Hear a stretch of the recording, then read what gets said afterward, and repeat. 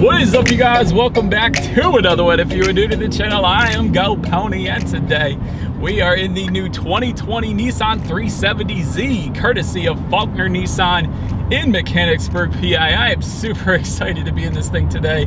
This car is a legend. This is one of the best, no, that would be an understatement. This is the best drift car out there right now, still to this day. And there is plenty of things new for the 2020Z. And of course, I will be going over everything about this one today. So, as always, you guys, let's start with pricing. And so, as expected, there will be several different trim levels for the 2020 Nissan 370Z. First one being the base. That is the one we have today. That one starts at $30,090. Then you have the Sport for $33,820. Sport Touring for $39,490.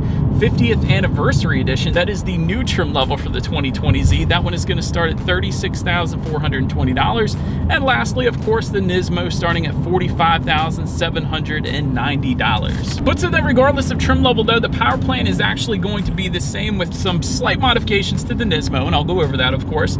Powering this beast is going to be a 3.7 liter naturally aspirated V6, putting out 332 horsepower at 7,000 RPM, 270 pound-feet of torque, available at 5,200 RPM. Power, of course, sent to the rear wheels through your choice of either a 6-speed manual, which comes standard, that is the one we have today, or a 7-speed automatic, giving you a 0 to 60 time of approximately 5 seconds flat. Top speed comes in at 155 miles per hour, and MPG numbers come in at 17 in the city, 26 highway for the manual, 19 city, 26 highway for the automatic. And either way, this one will take premium unleaded fuel. And another cool thing I always like to mention with the Zs, because if you are someone who enjoys modifying cars, and the Z is a very modifiable car to start with, this one does have a twin intake system. So one of the first mods a lot of people get for the Z is a cold air intake, or really any car. But with the Z, you actually have dual intakes. So if you were to get that, you will have 2 cold air intakes on both sides of the engine. So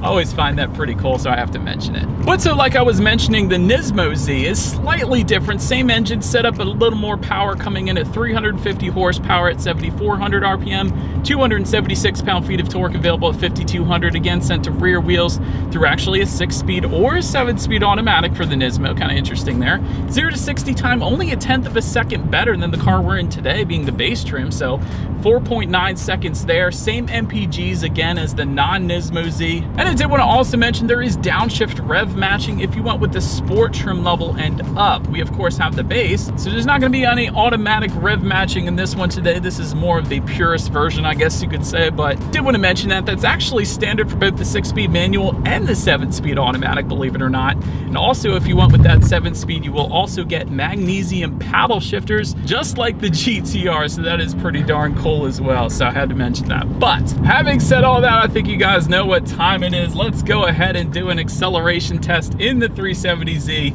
in the 6-speed. Let's see how quickly we can get this one here up to speed. Woo! Gosh darn it, this thing's cool. Yeah, that feels like 60 in 5 seconds. That was fun, man. I missed the 6-speed manual. That was fun. But anywho, to go along with that acceleration, as always, braking is equally important. And so for the base 370Z, it is going to differ slightly. Base 370Z gives you 12.6-inch ventilated front discs, 12.1-inch ventilated rear discs. However, if you went with the Sport trim level and up, you are going to get 14-inch ventilated front discs with 4-piston front calipers, 13.8-inch ventilated rear discs. And that is actually one of the first things I noticed on the Z. This thing comes to an amazing stop, even though we have the base trim level today. So even if you didn't go with the Sport, it's amazing stopping power in this thing. So definitely no issues there. Then touching on suspension and handling a little bit, did want to first start by mentioning there is a carbon fiber composite drive shaft that comes standard on all trim levels. That is definitely nice, and one of those key components found in high performance cars, so love that. Limited slip rear differential is going to come with the Sport trim level and up, so that is going to be there for you as well. But so up front, you're going to find a double wishbone aluminum alloy front suspension with aluminum sub subframe. In the back, a multi-link aluminum alloy rear suspension with front and rear stabilizer bars coming standard. Also sport-tuned shock absorbers, I guess as expected for a car like the Z. Nismo trim is also going to retune that suspension a little bit more with larger stabilizer bars. As far as the steering feel goes, I think I've got a pretty good clip of that in the parking lot there. Definitely a nice weight to it. Not the heaviest steering feel, not as heavy as my Mustang, let's say, but still a very, very nice weight to the 370Z. No issues for me. And as far as ride quality goes, it is pretty much as expected. Again, don't have any issues there. And if I remember correctly, of course, the Nismo, you are going to feel a little bit more of the road if you went with that, just because of the upsized wheels. Of course, whenever you upsize wheels, you're going to feel more of the road. So keep that in mind. And when it comes to cabin noise, the only thing I'm really hearing is that beautiful engine sound of that naturally aspirated V6 when you hit the gas. But other than that, cabin noise isn't really a problem. And then, of course, rounding out the performance segment of this review, it wouldn't be a full review without touching on visibility. Of course, everybody knows with the 370Z, it's not one of its strong suits, but it is one of those things I guess you could imagine. If you were to live with this car on a daily basis, it is something I'm sure you will get used to. And it is not that big of a car to start with, so really, visibility shouldn't be too much of an issue there. Side mirrors look perfectly fine, so you're not gonna have any issues there.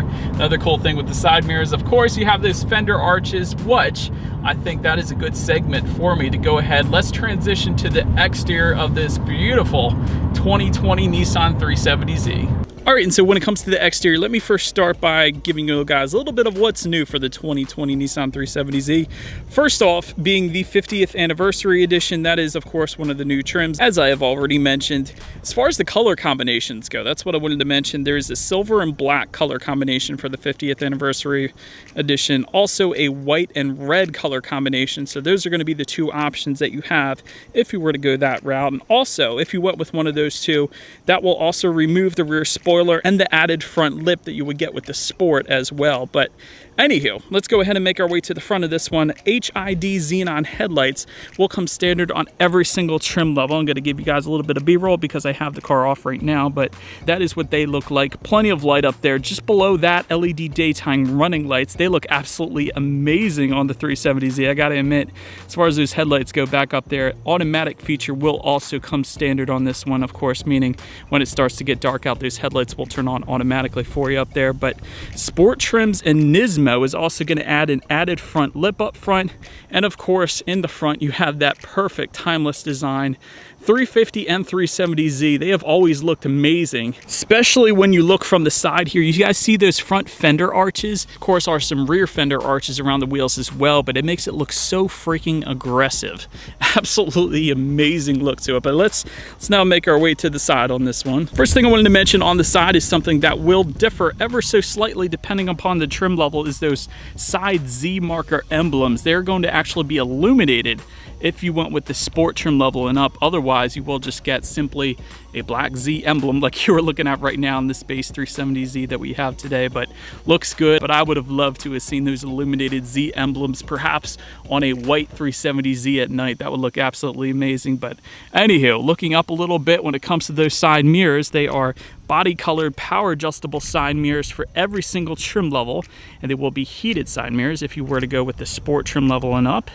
Also, wanted to mention the aluminum door handle. I think this is one of the coolest features as well on the Z. Not only is it vertical, whereas most vehicles have those horizontal handles, but of course it is aluminum, so definitely stands out. It makes a statement. I actually love those door handles. I know it's the little things, but let's take a look down at the wheel setup. They are going to be a staggered fitment, meaning they are a smaller width in the front than in the back. You will of course not be able to rotate those tires, so tread life will be little less than average, I guess you could say. But then again, this is a traditional drift car, so do you really care? Probably not. But anywho, standard setup, what you're looking at right now, 18 by 8 inches up front, 18 by 9 inches in the back. Again, that is that standard fitment. If you were to go with the Sport trim level and up, and this is going to be an exception of the Nismo, of course, but then you were going to have 19 by 9 inches in the front, 19 by 10 inches in the back, and they will be forged alloy wheels by Ray's Engineering, again with the Sport trim level and up. But if you were to go with the Nismo, kind of touching on all trim levels today here, up front you're going to find 19 by 9.5 inches, in the back 19 by 10.5 inches, so that is really where you're going to want to be at. But then again, you could just go with the sport trim level or even the base and upgrade the wheels and tires anyway. So a common thing and something I probably would do if I were to get the 370Z, as I've done currently on my Mustang. But making our way to the back, rear spoiler, if you were interested, is going to come with the sport trim levels and the Nismo. We of course do not have it here on the base 370Z today. LED taillights, they are going to come standard on every single trim level, and they look absolutely amazing. Just to the left and right of that, of course, those rear fender arches also look amazing. But anyways, 370Z badging also can be found back there. And just below it all, making our way to the bottom, dual exhaust outlets with chrome tips for every single trim level. Did want to also add, if you were to go with the Nismo trim level, you're going to get an H-pipe configuration, an H-pipe tuned exhaust, so a little extra loudness there, and a little extra exhaust scavenging for that one as well. But anywho, you guys know what's coming next. As always, here it is. This ought to be a good one for you guys. Here is the 2020 Nissan 370Z exhaust clip.